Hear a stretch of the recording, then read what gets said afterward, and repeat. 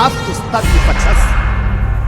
مادام وصلت لهنا فاحب اقول لك ويلكم تو كي بلاتفورم، المنصه اللي بتقدم لك كل المجالات اللي انت محتاجها عشان تقدر تحول تليفونك الى اكبر مصدر دخل في حياتك ومن الصفر. ولكن في نقطتين مهمين الاول محتاج تعرفهم. النقطه الاولى ان احنا بقينا في زمن ارخص حاجه فيه هو المعلومه، واغلى حاجه فيه هي التركيز والاتجاه الواضح. ولكن من كتر المعلومات المتوفرة على الإنترنت إحنا ما بقيناش عارفين نبدأ لا منين ولا فين ولا إزاي، وبقينا مشتتين لدرجة إن إحنا ما بناخدش قرار إن إحنا نبدأ في حاجة أصلاً. أما النقطة التانية، لما بتيجي تتعلم أي مجال بتلاقي الكلام النظري أكتر بكتير من التطبيق العملي، وده بيطلع لك مليون سؤال. لما بتلاقيش ولا إجابة على أي سؤال من دول بتحبط وبتقفل اللابتوب وتقول يا عم أنا مش هتعلم حاجة. وعشان احنا عارفين ان دول مشكلتين كبار جدا بيواجهوا اي حد عايز يتعلم، عملنا كي بلاتفورم.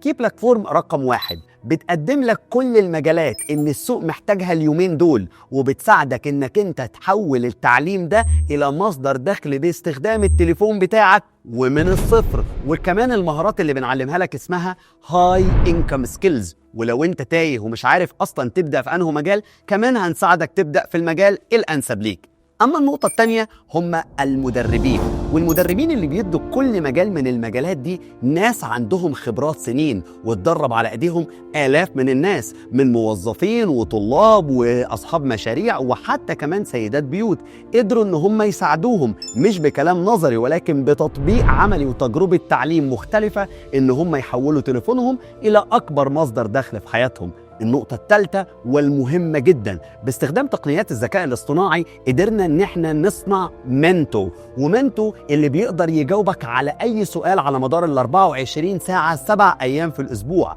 وده اللي بيساعدك انك تحول كل الكلام النظري ولو واجهك اي سؤال فيه تلاقي اجابة ويحوله لك الى تجربة عملية تساعدك انك تطلع نتيجة من المجال اللي انت اتعلمته. اما النقطة الرابعة هي الكوميونتي. تخيل كده معايا مجموعة من المتدربين اللي بيتعلموا نفس المجال، بيشاركوا بعض كل الخبرات بتاعتهم وبيشاركوا بعض الحاجات اللي اتعلموها، حتى المشاريع اللي بيطلعوها من تطبيق عملي للمجال ده بيشاركوها مع بعض، وده هيساعدك انك تاخد تجربة تعليمية مختلفة تماما تخليك فعلا تكسب خبرة وتتعلم المجال ده وتخليك تطبقه على الأرض.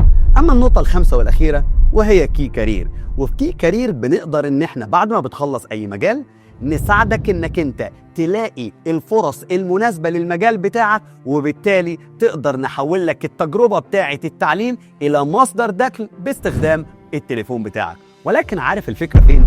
كتير مننا بيبقى متحمس ان هو يبدأ اي حاجة جديدة وياخد قرار انه يعمل حاجة يتعلمها تؤدي الى نقلة في حياته، بس المشكلة ان احنا كتير مننا بيستنى الوقت المناسب.